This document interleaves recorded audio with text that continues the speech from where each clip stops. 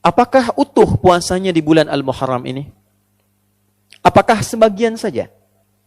Para ulama ada yang mengatakan karena Nabi menyebutkan bulan Al-Muharram, maka ada yang menghukumi silahkan. Sebanyak-banyaknya tunaikan di bulan Al-Muharram itu. Ada yang membatasi dengan memberikan keutamaan tanggal 1 sampai 10. Ada yang tidak membatasi, bahkan menambahkan keutamaan kalau yang biasa Senin dan Kamis, Ayyamul Bid ditunaikan di bulan ini, maka meningkat keutamaannya. Ada juga di antara penanggalan ini satu tanggal yang istimewa, disepakati oleh ulama tanpa perbedaan, dan riwayatnya tersambung pada sosok mulia, lingkup A1 dari Nabi SAW, satu di antara istri Nabi SAW, Ummul Mukminin, ibunda kita semua, Sayyidah Aisyah radhiyallahu taala anha.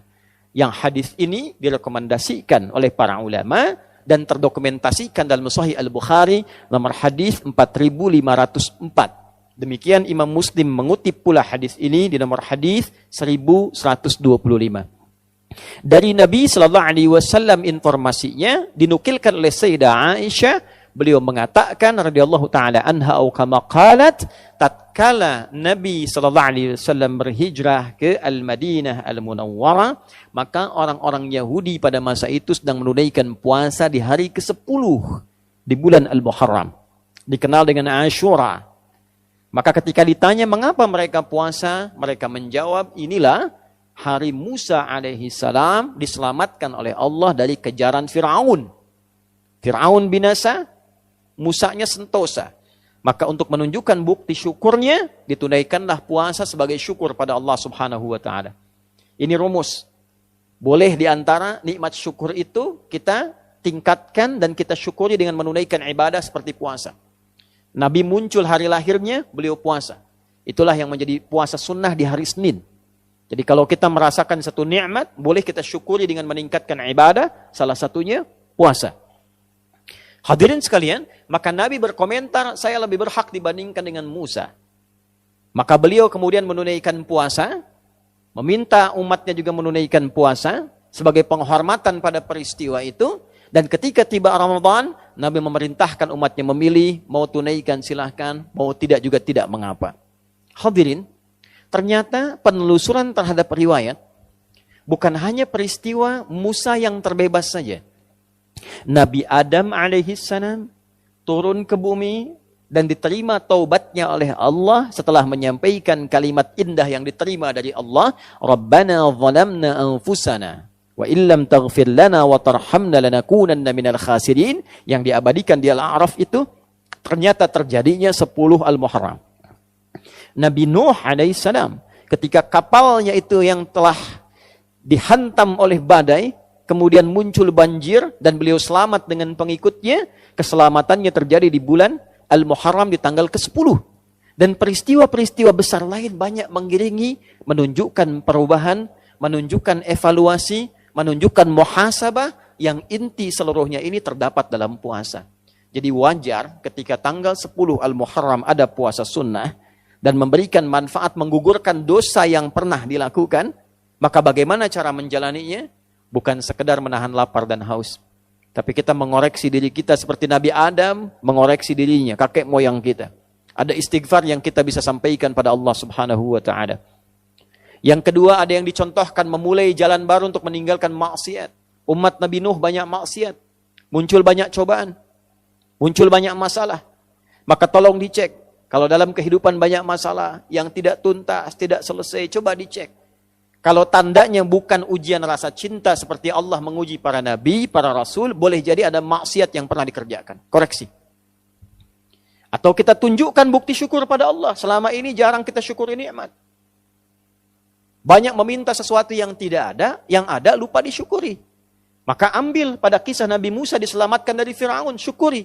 Maka niatkan hari ke-10 itu kita menunaikan puasa untuk mensyukuri nikmat Allah yang didapatkan sampai detik itu. Yang kedua, kita komitmen mengoreksi diri untuk menjadi pribadi yang lebih baik. Dan yang selanjutnya, kita menatap masa depan dengan menyiapkan agenda-agenda baru yang diridhai oleh Allah subhanahu wa ta'ala. Itulah Al-Muharram, itulah awal bulan Hijriyah. Bukan sekedar berganti tanggal, berganti tahun, berganti tulisan, tapi menghadirkan komitmen yang berganti dari maksiat kepada taat. Apakah semua waktu yang telah kita lalui semuanya bernilai di hadapan Allah? Yuk, riset membuktikan, walaupun ini masih simpel dan perlu diverifikasi, tapi umumnya para ilmuwan sepakat rata-rata setengah usia manusia itu digunakan untuk tidur, rata-rata. Yuk kita ambil standar saja, diakumulasikan jamaah rata-rata 40 tahun. Ya, jadi memberikan yang di bawah termotivasi, yang di atas 40 tidak terlalu pesimis. 40 tahun bagi 2 berarti setengahnya dipakai tidur, 20 tahun. Ini umumnya ya, tidur. Tidur siang, tidur sore, ketiduran plus tidur malam. Gini. Berarti aktivitas produktifnya berapa? Selebihnya 20 tahun. Ini yang dipakai beraktivitas.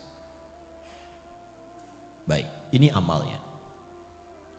Kira-kira dari 20 tahun ini yang jadi amal soleh berapa tahun? Kan ada soleh, ada salah kan? Rumusnya kan begitu. Orang menatap itu kalau bukan soleh, salah kan? Yang sudah menikah menatap istri sendiri, soleh. Istri orang, salah. Kan? Keluar dari masjid pakai sendal sendiri, soleh. Pakai sendal orang, salah. Kan? Nah, dari ujung kepala sampai ujung kaki, kira-kira berapa solehnya?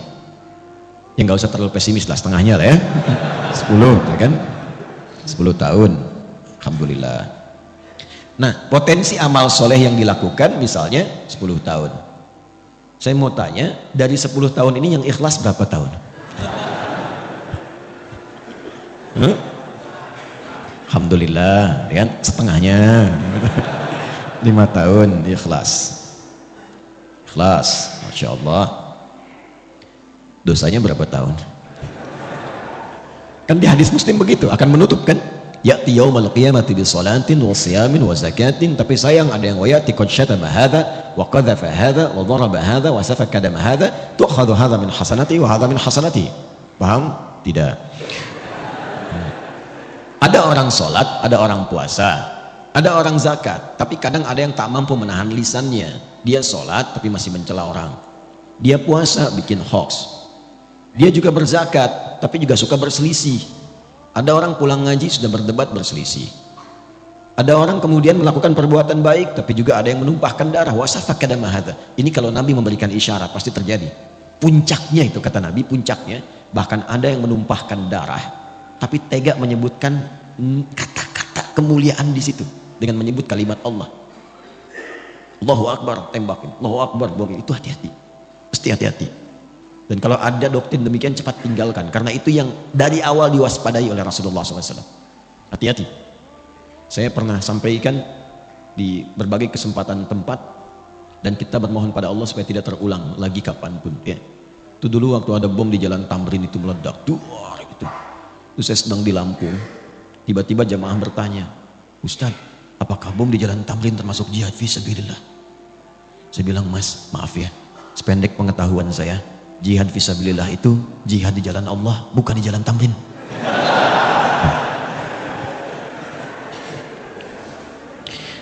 Ya, jadi kalau kita mengukur-ukur kesalahan, rasanya hidup itu pesimis. Kalau kalkulasinya manusia. Tapi kalau kita kembalikan pada hukum Allah, makanya kalau rajin ngaji itu hidupnya cerah. Alhamdulillah di situ ada taubat. Kebayang nggak orang sudah bunuh 99, dia genapkan jadi 100. Tapi kemudian dia taubat, cuman menempuh perjalanan ke majlis ilmu supaya mendapat bimbingan seorang syekh untuk taubat. Di jalan dia istighfar, di jalan dia istighfar, tiba-tiba di tengah-tengah cuman jarak lebih sejengkal dia meninggal. Itu diterima taubatnya oleh Allah. Ketika diterima dihapuskan dosanya, sejengkalnya ini amal barunya. Sejengkal itu yang mengantarkan dia ke dalam surga.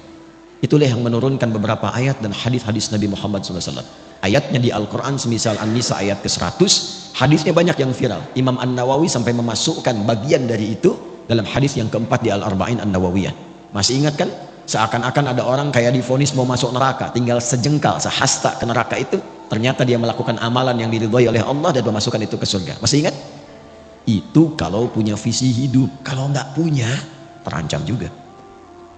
Maka kembalikanlah ke Al-Quran, bagaimana kita menata yang akan dikerjakan dan menutup yang telah dilakukan yang salah-salah, mengambil bekal sisa dari yang soleh untuk menatap ke depan.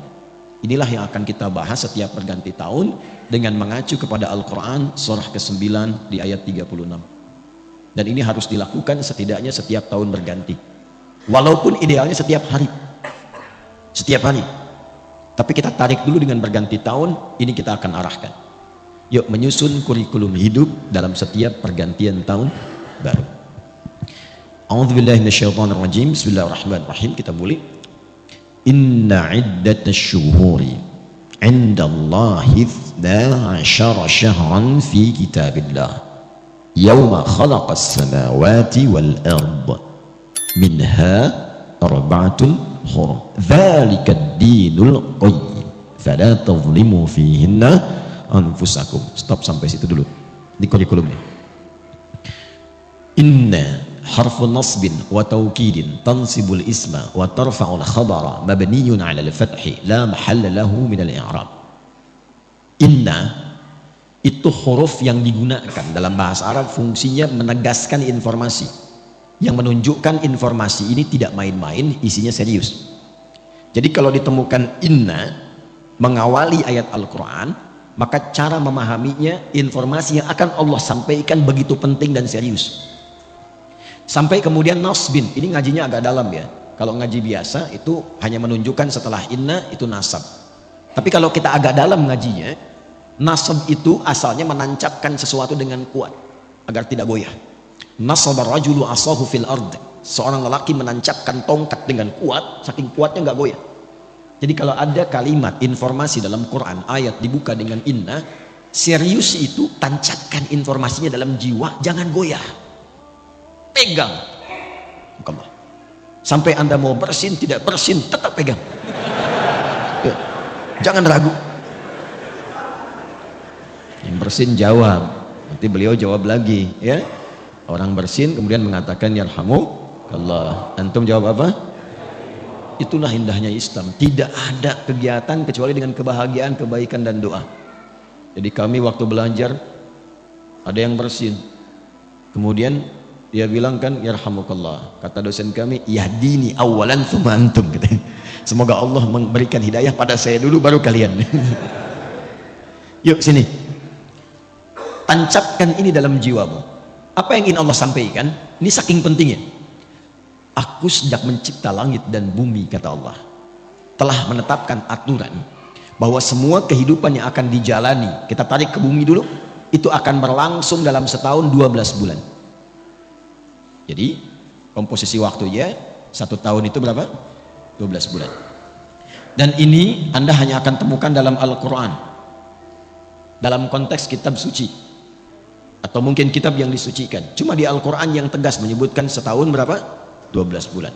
Dan bukan hanya informasi, tapi dengan isyarat desainnya, apa yang harus dikerjakan dalam masa itu. Romawi dulu pernah memberikan satu tes hipotesa, kalau dijadikan 13 bulan ternyata nggak seimbang, dikembalikan pada 12 bulan.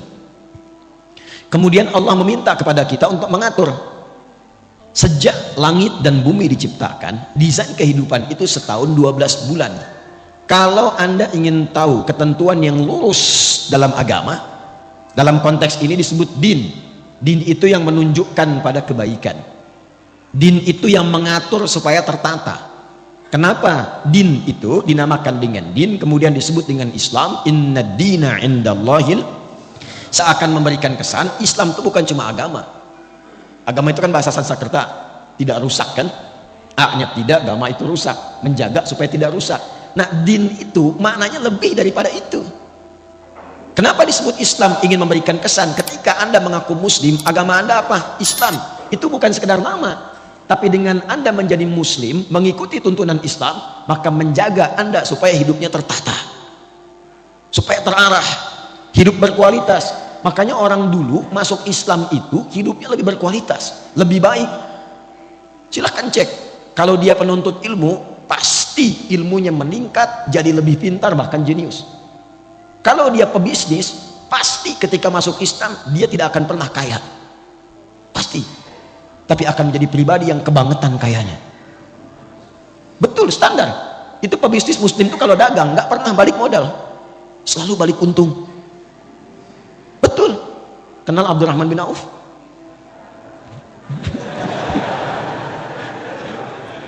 Saya nggak akan tanya kenal di mana.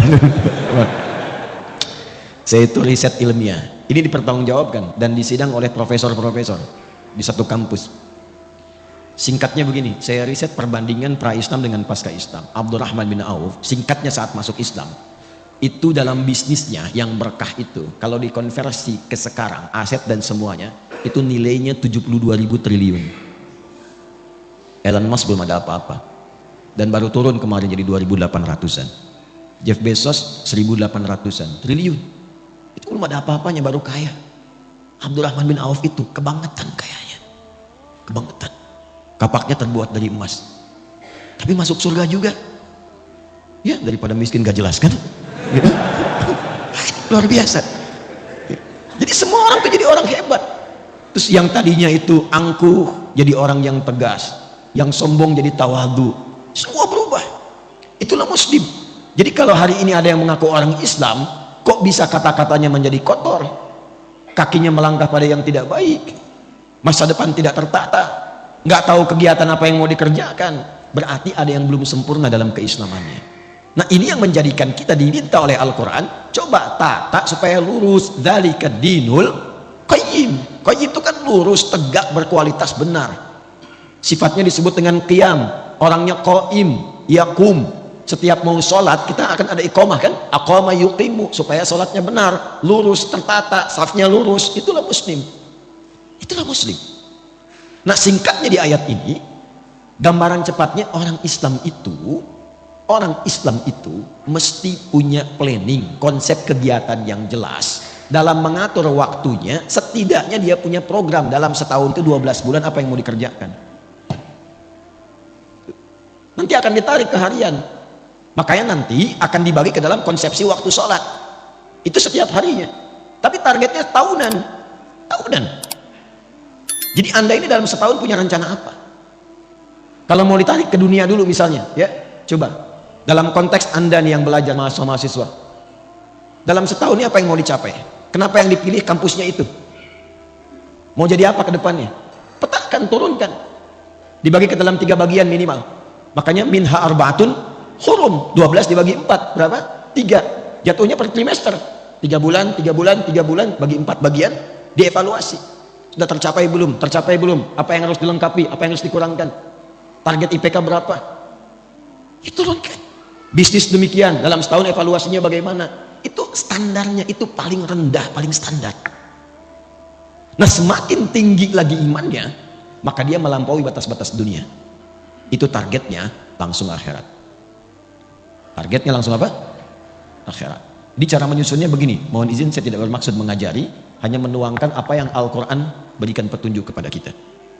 Jadi kalau seorang muslim itu semakin tinggi imannya, semakin kuat imannya, semakin banyak amal solehnya, itu orientasi hidupnya, dia memasang target akhirat dulu, baru tarik ke dunianya. Itu ada di Quran surah 59 ayat 18. Ya ayyuhalladzina amanu taqullaha wal tanzur nafsum ma qaddamat lighad. Ghad di situ akhirat. Ghad di situ maksudnya akhirat. Ya, saya terangkan dengan ilmu nahwu dulu supaya cepat ya. Ya itu huruf panggilan, disebutkan setidaknya 361 kali dalam Al-Quran. Itu memanggil yang mendekat, yang menengah, dan jauh. Semua jarak, semua aspek. Jadi kalau Anda pergi ke Mekah, umrah atau haji, yang belum mudah-mudahan disegerakan, ya, insya Allah. Dan tidak cukup dengan amin, nabung. Ya. Anda ada kesulitan, pengen dimintai bantuan, bilang aja, ya, nengok semua tuh. Yang dekat, yang menengah, yang jauh. Ayyuha disebutkan 150 kali dalam Al-Quran. Ayyunya munada untuk menguatkan informasi, haknya mengingatkan tanbih. Kemudian alladzina disebutkan 1080 kali dalam Al-Quran, itu untuk memanggil semua tanpa kecuali, tanpa sekat. Mau laki-laki, perempuan, tua, muda, besar, kecil, melintasi status.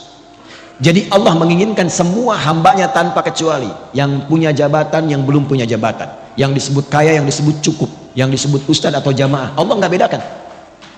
Sepanjang engkau beriman, kata Allah, mesti punya visi hidup.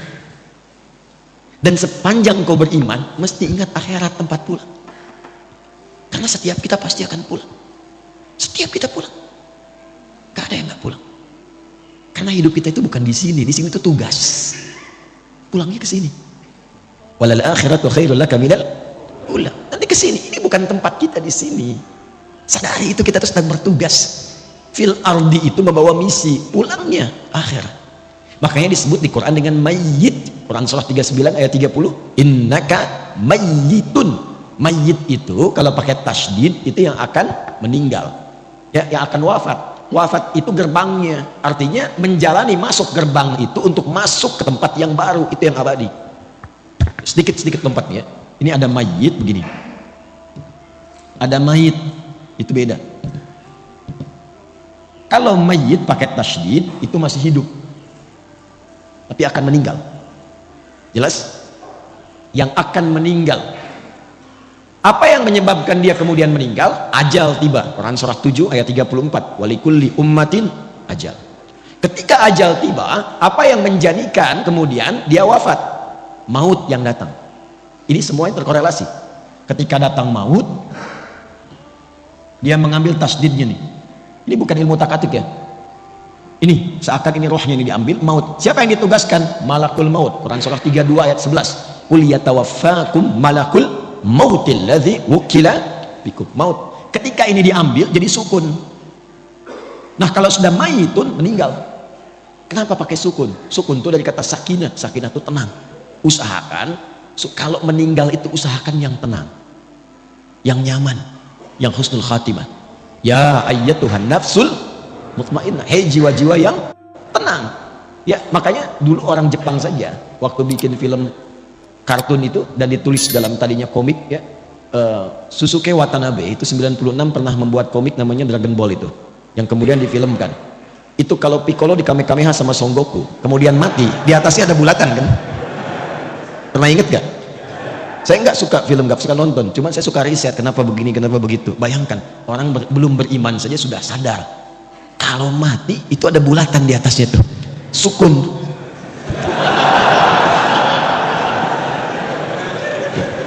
Oh, enggak. Tuh. Coba nanti yang belajar bahasa Arab agak dalam belajarnya. Itu di bahasa Arab itu harokat pun ada artinya. Itu harokat. Kenapa sukun, kenapa fathah, kenapa dhammah, kenapa kasrah, itu ada artinya. Jadi kalau panjang waktunya bisa saya bahas. Tapi karena terbatas kita fokus. Kita sampai jam berapa? Insya Allah, tidak ada masalah.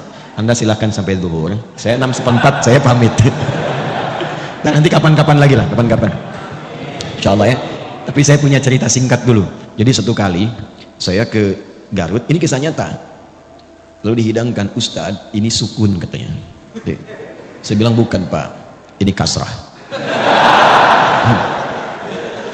Kalau sukun dia masih di atas, bulat. Begitu jatuh ke bawah, itu kasrah. Bapak belah-belah begini, itu fathah. Kalau udah kumpul dhammah. Maka dia pulang ke istrinya, kembali ke dapur, dia katakan, "Mah, kata Pak Ustadz bukan sukun, ini kasrah." Ini kisah nyata ini. Kembali sini. Semakin tinggi imannya dan dia sadar, ya ayyuhalladzina, pakai alladzina, kita ini akan wafat. Dipanggil oleh Allah imannya. Dipanggil, harus punya visi. Baik engkau yang merasa imannya itu maaf lemah sehingga jauh dari Allah. Ya, kan orang lemah itu kalau lemah iman rasanya malu kalau mau ibadah, seakan jauh. Ya kan? Mau ngaji malu, mau ke masjid malu gitu ya. Ada yang standar menengah, standar. Ada yang kuat, saking kuatnya Masya Allah cepat. Ilustrasi gampangnya itu waktu sholat. Kalau ingin kita mengukur tingkat kekuatan iman, gampang, cek dalam sholat. Itu standar Quran. Quran surah ke-8 ayat kedua, innamal mu'minuna alladzina idza dzukirallahu wajilat qulubuhum. Sungguh insan beriman itu bisa dicek standarnya. Kalau disebutkan nama Allah, ada getaran dalam jiwanya. Konfirmasi iman. Nah, Allah menyebutkan namanya itu lewat muadzin dalam adzan, dipanggil. Adzan itu adzan dari kata udhun, telinga. Kenapa disebut adzan? Karena lafaz ini satu-satunya yang akan sampai ke telinga 24 jam berputar. Diperdengarkan nama Allah setiap berganti waktu. Baru bangun disebutkan, siang disebutkan, sore disebut, sampai malam. untuk dilihat standar iman dalam sehari itu bagaimana kualitasnya. Karena kata Nabi, nanti ada yang yusbiqu mu'mina wa yumsi kafira. Akbar. Ya. Kita ambil misalnya zuhur jam berapa? Subuh jam berapa? 4.24, 4.22 terjadi perbedaan pendapat. Ya kita ambil pas dekat komat lah 4.25 misalnya. Nah ini kalau azan 4.25, Allahu Akbar, Allahu Akbar, Anda langsung sadar, ya Allah azan, saya siap-siap. Nah itu kualitas imannya standar. Standar. Belum kuat. Tapi kalau dari jam 4 Anda sudah siap-siap, belum dipanggil, sudah ada getaran untuk merespon. Itulah iman yang kuat. Tapi kalau dipanggil 4.25, Anda baru sadar 5.24. Nah ini yang dimaksud. Tapi ketika berbicara tentang visi dan misi hidup, Allah tidak bedakan. Dipanggil semuanya. Hei baik yang merasa imannya masih lemah, yang menengah ataupun yang kuat. Itu Masya Allah. Allah panggil semua dengan engkau mengerjakan ini. Yang lemah akan jadi kuat, yang kuat semakin rekat, dan yang menengah akan semakin dekat dengan Allah Subhanahu wa taala. Wal tanzura nafsum ma qaddamat. Engkau harus punya visi untuk pulang. Jangan-jangan dunianya nyaman, akhiratnya terancam. Maka cara menyusunnya begini. Nah, ini yang paling penting. Kalau kita ingin menjalani aktivitas dunia supaya nyaman, jadi apapun silakan. Ini tidak merubah status Anda. Yang wali kota tetap wali kota, yang camat tetap camat, yang dosen tetap dosen. Nggak berubah. Tinggal Anda ingin upgrade atau tidak. Saking pentingnya bunyi itu ya, mengingatkan. Ya, suruh nanti saya terangkan. Tarik ini sampai ke masa kita sekarang. Dari sini dulu, dari akhirat. Ini kan tempat pulang terakhir kan. Logika sederhananya begini. Kalau kita ingin menempati tempat untuk pulang yang terbaik, sekarang sedang kita beraktivitas, berarti kita siapkan kan tempat yang bagus, kalau pulang nyaman, tempatnya enak dan sebagainya. Nah, Allah sudah menawarkan melalui Rasulullah ada 8 tempat indah saat pulang di akhirat. 8 jenis yang disebut dengan jannah, surga. Jadi surga itu ada 8 jenisnya. Dari mulai yang biasa, tapi maaf, sebiasa-biasanya pun surga. Ya, mala ainan ra'at wala udhunun sami'at wala khatara ala qalbi bashar. Itu indah, ingin apapun celing langsung ada. Itu ada di Al-Baqarah ayat 25. Wa utubihi mutasyabiha. Antum sekarang, waduh lapar nih, dan nunggu dari tadi, kan? Pengen makan, pengen sarapan, pengen macam-macam. Di surga beda. Begitu antum ingat nasi uduk, celing ada. Apa aja? Itu yang surga biasa. Apalagi yang indah seperti Firdaus, surga Aden, Darussalam, Jannatun Na'im. Pertanyaannya, saya cuma tanya 2 hal.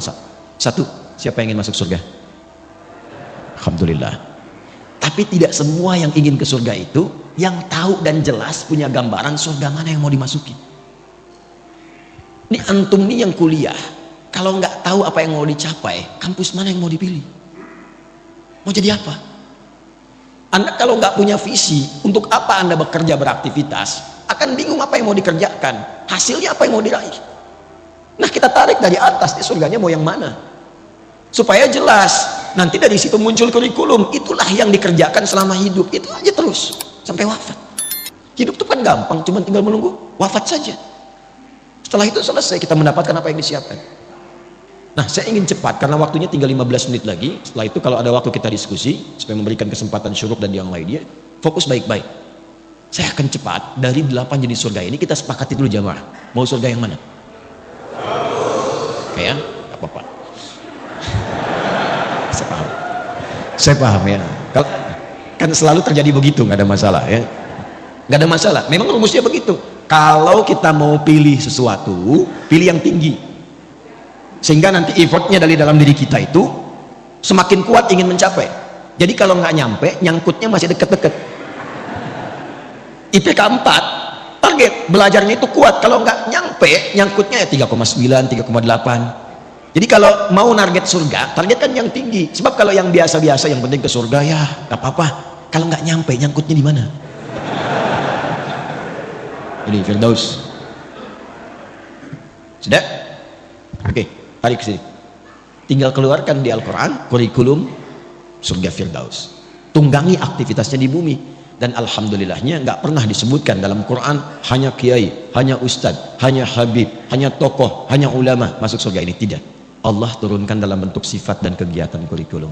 Quran surah ke-23 ayat 1 sampai 9. Qad aflahal mu'minun alladzina hum fi salatihim, terus sampai Anda dapatkan, perhatikan, ulaika humul warithun alladzina yarithuna al-firdausa hum fiha, dan itu pakai alladzina, semua berpeluang masuk ke surga situ. Bahasa bebasnya begini, ada calon penghuni surga Firdaus yang sedang beraktivitas dan berpetualang di bumi. Siapa mereka itu? Diturunkan sifat kurikulumnya. Satu, yang sholatnya khusyuk. Sholat khusyuk. Jadi bukan sekedar sholat. Surga biasa, yang penting sholat. Yang penting sholat. Surga Firdaus, sholatnya dinaikkan kualitasnya khusyuk. Anda bisa menjadi pejabat, silahkan. Presiden, gubernur, bupati, wali kota, camat, lurah, RW, RT, dan sebagainya, silahkan. Tapi kalau pengen ke Firdaus, Anda mesti sholat. Ke surga Firdaus itu ditentukan bukan dengan jabatan dunia, tapi dengan kualifikasi ini. Dan sholatnya mesti khusyuk. Jelas sampai sini? Kemudian walladzina hum 'anil lagwi mu'ridun, menata diri supaya bermanfaat. Yang tidak penting tidak dilakukan. Bicara yang penting, yang nggak penting diam. Lihat yang penting-penting, yang nggak penting nggak harus dilihat. Dengar yang penting-penting, yang tidak penting tidak harus didengar. Sampai ke ujung kaki. Nah, kalau sudah paham ini, tunggangi menjadi sifat kegiatan. Kalau sudah kita tunggangi sampai wafat, sabar sampai meninggal, insya Allah ini siap. Walladzina hum lizzakati fa'ilun, dia pun bekerja itu untuk mewujudkan targetnya ini ke Firdaus. Jadi dia berusaha itu untuk mendapatkan harta, capaiannya bukan kaya. Makanya komen Nabi, dan ingat ya, kalau Nabi sudah komen itu, kita umatnya langsung like, share, and subscribe. Gak usah ditawar. Komen Nabi sederhana. Kata Nabi itu gini, au kama qala, kaya itu biasa bagi umatku. Jadi Nabi memandangnya biasa. Karena sifat dunia itu ya kecil sekali gitu. Biasa. Yang Nabi khawatirkan itu adalah umat yang tak mampu memanage kekayaannya. Nah, calon penghuni surga Firdaus ini, dia pun kalau berbisnis, berdagang, berusaha untuk kaya, bukan sekedar kaya, kayanya itu untuk beramal, lizakat, minimal untuk zakat. Jadi bukan untuk memenuhi dunianya. Dan ketika Anda mengejar akhirat, dunia pasti ikut. Demi Allah saya katakan, Anda kejar akhirat, dunia pasti ikut. Nggak ada ceritanya orang mengejar akhirat kehilangan dunia, itu nggak ada. Dan itu akan sesuai porsinya dengan kebutuhannya. Saya tanya Anda, zakat itu berapa persen? 2,5%. Itu yang standar ya, standar pokok 2,5%. Ya Allah, hamba sudah berusaha sholat semaksimal sampai hidup saat ini. Hamba ingin menaati-Mu ya Allah, berikan kesempatan untuk bisa berzakat selama hidup. Hamba tidak minta banyak ya Allah, hamba ingin surga Firdaus, setidaknya berikan kesempatan 25 juta aja bisa zakat. 25 juta aja bisa zakat. Zakat 25 juta. Tapi kan Allah kasihnya 1 miliar. 2,5% dari 1 miliar berapa? 25 juta kan? Jadi ketika Anda minta 25 juta untuk zakat, Allah kasih 975 juta lebihnya. Itu konsep dasarnya. Jadi kalau Anda niatkan yang bisnis, yang kerja untuk menaati Allah, untuk ibadah, mengikuti pedoman Rasulullah, dunia ikut. Nanti lebihnya tinggal dibagi untuk keluarga yang dekat, keluarga menengah, keluarga jauh. Disinilah muncul skema infak namanya. Diatur kebutuhan Anda berapa, lebihnya itu untuk beramal. Makanya kita pandai-pandai melihat Allah titipkan apa kepada kita. Cuma 4 pilihannya. 1 ilmu, 2 harta, 3 kedudukan, 4 tenaga. Dan keempat-empat ini contohnya sudah ada pada kepribadian para sahabat ketika belajar dengan Nabi. Dan Nabi mengakumulasi semuanya. Jadi ketika Anda dititipkan pengetahuan, ilmu, mau jadi apapun, maaf, ustadz, dosen, macam-macam. Nah, pertanggungjawaban pertamanya itu, pertanyaannya bukan seberapa besar gelar Anda, berapa banyak ilmu itu yang telah mengenalkan Anda dengan Allah. Kan jelas, itu setiap bangun loh standar. Jadi kalau kita bangun tidur, itu langsung ditanya ya pada diri kita melalui hadis Nabi, sampai bangun itu sudah seberapa dekat dengan Allah, ingat Allah enggak? Itu ada di Abu Daud nomor hadis 1367. Silakan dicek. Dari Ibnu Abbas radhiyallahu taala anhuma. Itu kata beliau kalau Nabi bangun dari tidurnya, kana Nabiyyu sallallahu alaihi wasallam idza staiqadha bin naumihi fajalasa. Kalau Nabi bangun dari tidur duduk dulu. Enggak langsung, jangan langsung beraktivitas, duduk supaya tenang. Wa masaha bi yadihi min athari naumi. Kemudian menghilangkan bekas ngantuknya dengan tangan yang bersih ya. Karena nanti ada hadis lain kalau menduga tangannya kotor cuci dulu. Karena engkau tidak tahu kemana tangan itu berkelana saat tidur. Setelah sadar baru baca. Apa yang dibaca? Sebelum doa itu ada bacaan dulu, wa qara'a khawatim surah Ali Imran, dan membaca 11 ayat terakhir surah Ali Imran. Surah itu kurikulum hidup yang menyadarkan jangan sampai bangun dan beraktivitas Anda tidak kenal Allah apapun profesinya. Inna fi khalqis samawati wal ardi wa ikhtilafil laili wan nahari la ayatin liulil. Siapa ulul albab itu? Alladzina yadhkuruna Allah qiyaman wa qu'udan wa 'ala wa yatafakkaruna fi khalqis samawati wal rabbana ma khalaqta hadha batila subhanaka faqina. Jadi Anda mau tugas jadi udara, darat, lautan, bekerja apapun, kalau Anda mengaku muslim, ingat Allah. Itu poinnya. Yang menjabat silahkan. Bapak di wali kota, ada di RW, di RT, Anda nggak akan ditanya berapa banyak yang telah dikumpulkan dari pangkat dan jabatan. Pertanyaan pertamanya, berapa amanah Allah yang telah engkau berhasil selesaikan? Kenal Allah nggak? Harta juga begitu. Jadi ketika Allah titipkan, menatanya begini, menatanya. Bukan semuanya itu harus dibelanjakan. Nih, yang untuk ibadah akhiratnya. Untuk keluarga berapa? Setelah itu sebagian infak awal, 5 golongan, Al-Baqarah 215. Setelah itu lebihnya baru keluar. Anda dapat sebulan 100 juta, hitung. Setelah keluar zakat, ini yang di rumah berapa kebutuhannya? Bisa 30 juta. Lalu dari 5 golongan yang 215, ayat 215 di Al-Baqarah, ada orang tua di situ. Yas'alunaka madza yunfiqun qul ma anfaqtum min khair falil walidain wal aqrabin, kerabat dekat, paman, bibi, ya adik, kakak dan sebagainya, keponakan, wal yatama, anak yatim, wal masakin, orang miskin, wabnis sabil, yang kesulitan di perjalanan. Porsinya berapa? Setelah itu baru keluar yang jauh. Jadi siapa untuk keluarga, tabungannya bagaimana, selebihnya itu untuk ibadah. Inilah Firdaus. Dan kalau dikumpulkan terus pun tanpa arah itu percuma, karena saat meninggal dibalutnya cuma pakai kain kafan, dan silahkan cek tidak ada kantongnya. Silahkan cek kalau nggak percaya. Jadi polanya seperti ini. Kalau ini sudah paham dan menjaga kehormatan, walladzina hum li furujihim hafidun. Ini aja sifatnya. Ada 5 sifat, silahkan nanti cek ayatnya. 5 ini turunkan, ikuti selama hidup. Dan jadi apapun. Dan sahabat itu nggak keluar dari yang 4 yang tadi kita pilih. Silahkan dari sekarang tetapkan, mau berjuangnya lewat harta seperti Abdurrahman bin Auf, Utsman bin Affan radhiyallahu taala anhuma, mau dengan ilmu seperti Ali bin Abi Thalib, Abu Hurairah, Salman Al-Farisi radhiyallahu taala anhum jami'ah, mau dengan kedudukan seperti Amr bin As, silahkan radhiyallahu taala anhu, atau mau dengan tenaga saja seperti Bilal bin Rabah. Kalau sudah paham, hidupnya enak. Bilal itu azan, Allahu Akbar, Allahu Akbar. Nabi komen, begitu selesai kata Nabi, aku mendengar suara terumpah Bilal itu di surga. Bilal langsung menyimpulkan, azan aja saya udah ke surga, apain saya capek kayak Utsman gitu. Karena jelas orientasi hidupnya, sehat juga, makan juga, cukup, dan tidak akan iri dengan ilmunya Ali, tidak akan iri dengan kayanya Utsman, dan gak akan flexing. Itu Bilal biasa saja. Bilal itu sepeninggal Nabi itu dicari oleh orang-orang untuk diangkat jadi hakim agung dengan gaji yang sangat tinggi, tapi Bilal menolak untuk mempertahankan kalimat Nabi yang telah beliau pegang gitu, karena orientasinya jelas. Saya tanya antum ya, antum pilih mana? Subuh di Masjid Arya atau diajak olahraga dikasih hadiah 10 juta?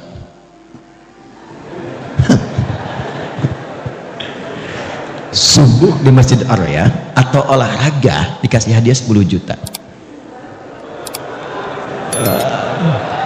Maaf, pilihan cuma 2, nggak ada yang ketiga.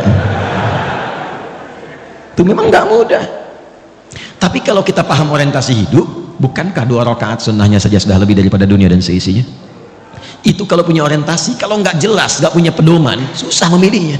Itu yang menyebabkan ada orang cuma menjadi penjaga toko kok bisa meninggalkan Jumat, bisa nggak sholat, apa yang mau dicari, dan meninggal juga.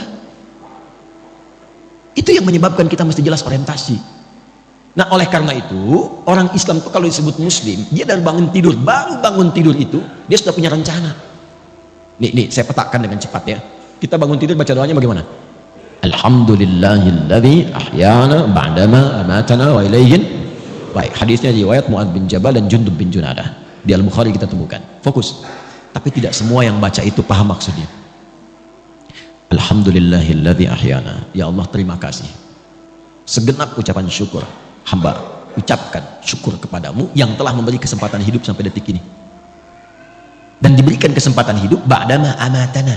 Setelah tadi diwafatkan sementara. Tapi kalau bahasa bebasnya begini, kalau kita ngaji tahu isinya, itu bahasanya begini, ya Allah, bila pun ajal hamba tiba saat tidur tadi, bisa engkau langsung wafatkan.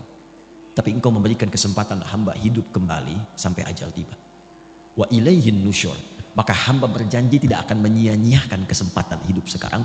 Hamba akan cari bekal untuk pulang menghadap kepadamu. Itu kalimatnya. Karena itulah ketika bangun dipanggillah oleh Allah. Dalam sholat pertama kita menghadap. Kenapa menghadap? Kita minta bimbingan taufik dari Allah supaya nggak salah langkah. Maka disebutlah kemudian sholatnya dengan subuh. Sifatnya disebut dengan fajar. Apa itu subuh? Dari kata asbah. Asbah itu sesuatu yang siap dengan rencana. Wasubhi idza tanaffas. Quran surah At-Takwir ayat ke-18. Wasubhi idza tanaffas. Dan demi waktu subuh kalau sudah tiba, kita mesti punya rencana yang jelas berdasarkan nafas yang kita lalui. Makanya matahari pun mulai memancar, tumbuhan mengeluarkan oksigen, semua manfaat. Orang Arab kalau ditanya kaifa asbahtum, maksudnya apa kabar anda hari ini dan punya rencana apa. Jadi jangan sampai ada orang Islam bangun dari tidur, dia nggak jelas jam 7 apa yang mau dia lakukan, jam 8 apa yang mau dia kerjakan, jam 9 akan ada di mana, zuhur anda mau sholat di mana, berapa ayat yang sekarang akan dibaca hari ini, berapa infak yang mau dikeluarkan hari ini. Katanya pengen firdaus, baca Quran aja nggak sempat. Apa yang mau disiapkan? Nah, itu yang mesti dilakukan. Sehingga sholat yang kedua disebut dengan zuhur. Zuhur itu izhar, terang, jelas. Udah jelas belum hasilnya dari subuh sampai siang ini dengan rencana tadi? Kalau belum jelas, hati-hati, nanti rugi. Muncul waktu asar. Asar kan identik dengan kerugian. Wal asr, innal insana lafi khusr. Kalau nggak disiapkan dengan rencana amal soleh, nggak sabar menjalaninya, bisa rugi. Karena tahu-tahu maghrib aja. Dan isya. Ada isya, ada asya. Asya itu sibuk beraktivitas. Kalau jatuh jadi kasrah, selesai aktivitas dan selesai tertidur. Kita tidak tahu apakah malam itu yang mengantarkan kita pada gerbang kehidupan akhirat. Nah, ini setiap hari itu tertata. Nanti dari situ dibuat kepakanan. Makanya tawaf 7 kali. Ini bukan utak-atik, ini nyambung semua nasabnya dan terkorelasi. Setelah itu bulanan. Makanya kita itu ada bimbingan harian, bimbingan pekanan dalam Jumat, bimbingan dalam bulanan, sampai tahunan, puncaknya haji, bertemu semua untuk saling mengenal. Nanti setiap ganti tahun itu kita evaluasi.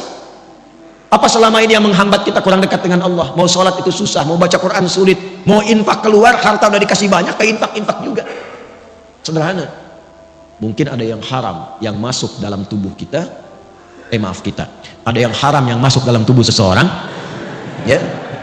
Atau ada perilaku maksiat yang harus ditinggalkan. Itulah yang menjadikan seorang muslim mesti meninggalkan itu. Meninggalkan sesuatu yang dilarang kepada yang baik disebut dengan hijrah namanya. Jadi hijrah itu bukan masuk kelompok tertentu, ormas tertentu, keadaan tertentu, bukan. Meninggalkan segala yang dilarang menuju segala yang baik. Kalau anda ingin ikut, tambahkan ya. Mengikuti sifatnya, tambahkan tak. Maka jadilah hijriyah. Hijriyah itu bukan sekedar nama untuk tahun. Bukan. Maksudnya kita diingatkan setiap datang dan mengenal tahun hijriyah. Maksudnya sudahkah kita tinggalkan yang kurang baik menjadi lebih baik? Itu poinnya. Ishma syi'ta fa innaka mayyit. Kalau masih belum paham, itu langsung. Silakan hidup, nikmati, bebas terserah kamu. Tapi ingat, kamu akan wafat. Hari pertama, bulan pertama di kalender hijriyah ini diberi nama apa namanya? Bulan apa? Bukan.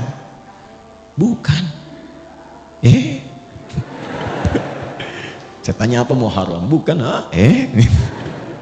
bukan Muharram. Yang tepat itu Al-Muharram. Ya, Al-Muharram. Kalau Muharram itu kegiatan yang diharamkan. Mabuk Muharram. Mencuri Muharram. Berselisih Muharram. Bertengkar haram. Korupsi Muharram. Hukumnya disebut haram. Itu hukumnya. Kalau kita ingin jadikan pada komitmen waktu untuk meninggalkan segala yang dilarang. Saya ingin waktu ini, sekarang ini, saya ingin meninggalkan yang haram dalam pandangan. Saya ingin meninggalkan yang haram dalam perkataan. Maka rubah katanya dari muharram menjadi al-muharram. Jelas? Itulah kenapa disebut al-muharram, ingin memberikan kesan. Kalau ingin berubah menjadi pribadi yang baik, maka yang pertama dilakukan, mulailah dengan meninggalkan segala yang diharamkan oleh Allah dan Rasulnya. Setelah itu bikin resolusi, rencana terbaik untuk setahun ke depan minimal.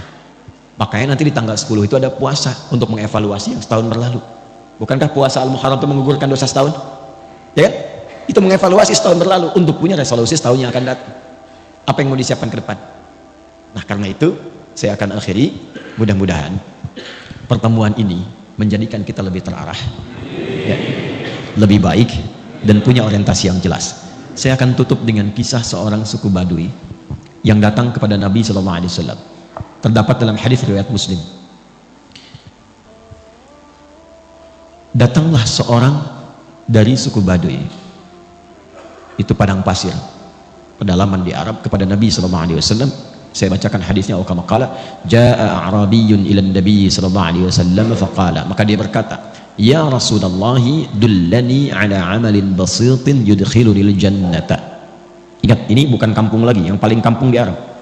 Dia datang kepada Nabi, dia mengatakan, ya Rasulullah, tolong tunjukkan padaku satu amalan yang ringan aja, nggak usah berat-berat, yang penting hamba bisa ke surga. Pinter ya, pinter, secara ekonomi benar, modal sedikit keuntungan banyak kan. Ya.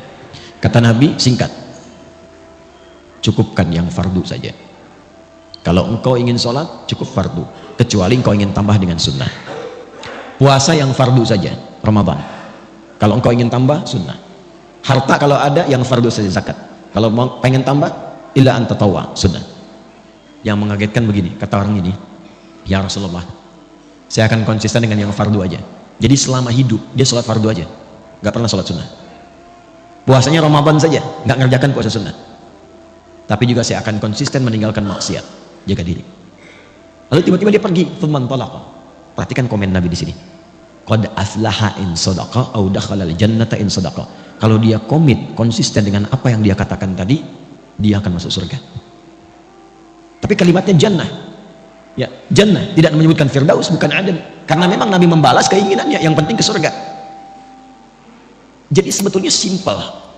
Dia mengerjakan kegiatannya yang sederhana, yang biasa-biasa, tapi visinya tinggi. Nah, cuman dia mengetahui keadaannya. Dia paham, dia itu nggak sanggup sholat sunat tahajud, karena tinggalnya nomaden, pindah-pindah. Kadang-kadang malamnya ada badai, terganggu. Maka dia komit dengan yang fardu, dia mungkin tidak kerjakan sunnah, tapi dia tinggalkan maksiat. Tapi antum tidak harus pilih seperti dia. Kenapa? Karena tantangan mereka dengan kita beda. Di padang pasir, maksiat apa yang mau dilakukan? Lihat onta nggak pakai baju, emang begitu. Pemandangannya ya gersang saja. Jadi potensi maksiatnya kecil, tinggal nata diri saja. Sekarang antum buka HP sudah maksiat. Oke? Jalan baliho, aurat terbuka, lihat. Nggak sengaja, tapi gini lagi. Benar nggak ya? Salah. Maka kita harus punya visi yang lebih besar lagi. Ya, maka saya bandingkan sebelum saya akhiri. Ini saya selalu sampaikan yang nyata-nyata. Kalau bukan Quran hadis, yang ini kisah yang saya alami sendiri. Antum nih datang, masya Allah, masjid bagus. Semoga Allah berkahi semua. Fasilitas enak, komplek baik. Jadi saya mau tutup ya, cuma untuk menggugah kita semua saja. Saya ingin ajarkan pada anak saya dulu bagaimana sirah Nabi dari mulai dasar saat menggembala kambing. Maka saya ajak anak saya itu ke satu puncak bukit, karena saya dengar ada orang soleh memelihara kambing. Saya ajak dengan istri, dengan keluarga situ. Singkatnya sampai di atas, masya Allah, itu orang luar biasa. Tinggal di perbukitan, tapi ketika datang tamu semua diada-adakan. Padahal pendapatan ketika saya tanya cuma 100.000 per bulan. Tapi rasanya mewah, kebahagiaan terpancar. Saya lihat, di mana kambingnya, saya ingin lihat. Oh, di sana Gus, katanya. Saya datang. Begitu saya lihat, bersih kambingnya, bagus. Tapi yang membuat saya agak heran, itu mulutnya ditutup pakai potongan dari plastik botol minuman. Saya nggak sebut merek ya, supaya tidak endorse.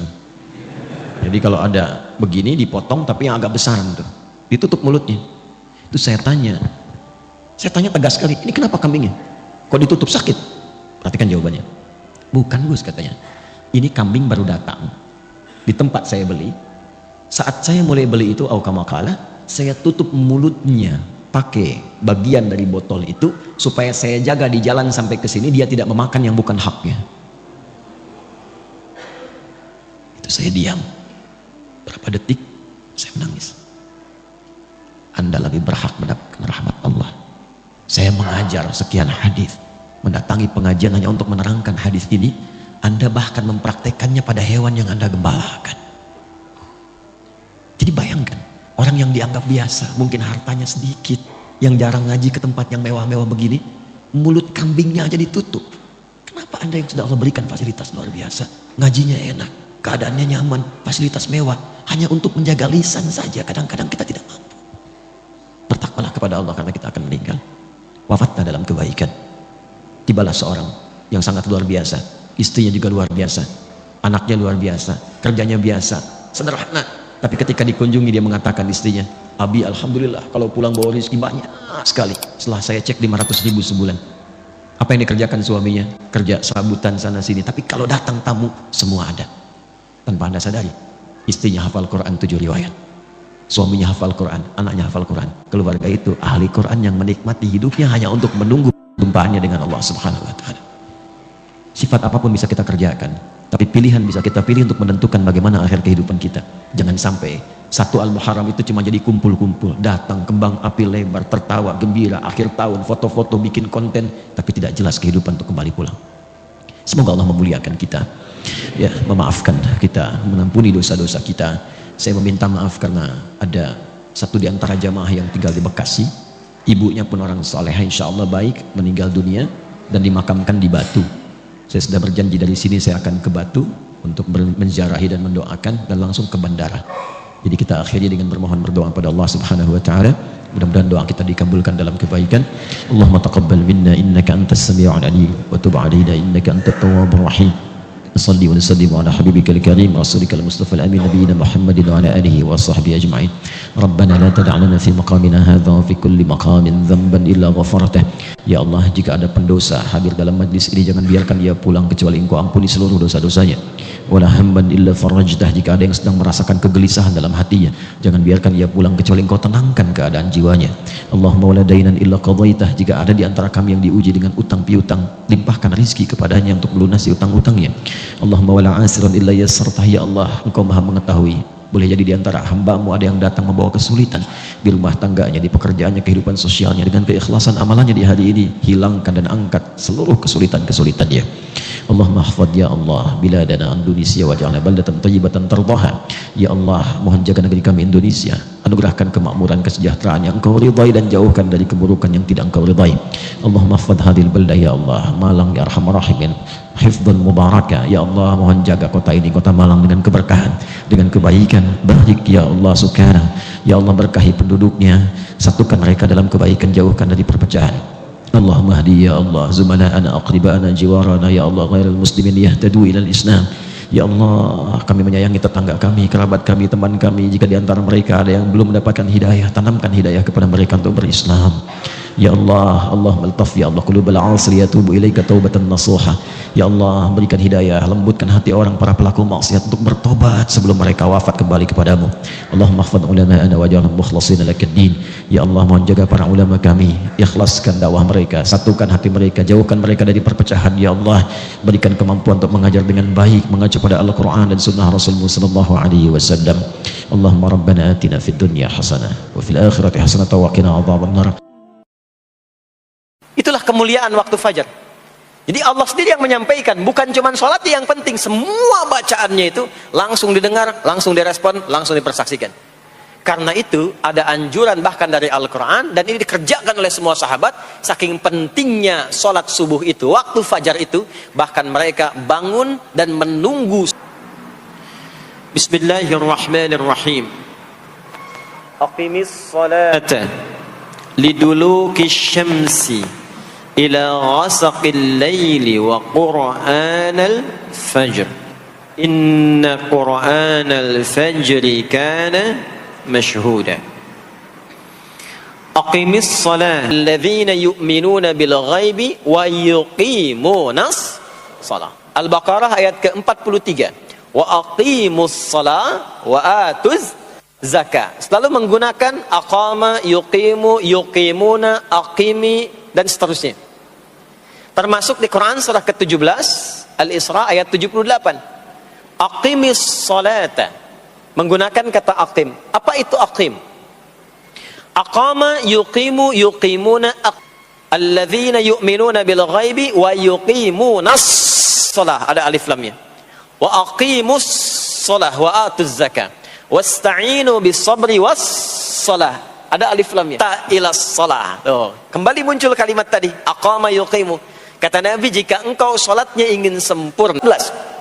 Aqimis salata tarafain nahar wa zulafan minal lail. Innal hasanati yubridun. Ya ayyatuhan nafsul mutmainnah. Hei jiwa-jiwa yang tenang, irji'i ila rabbiki radiyatan mardiyah. Cepat pulang, aku sudah ridha dengan amalmu, engkau pun akan ridha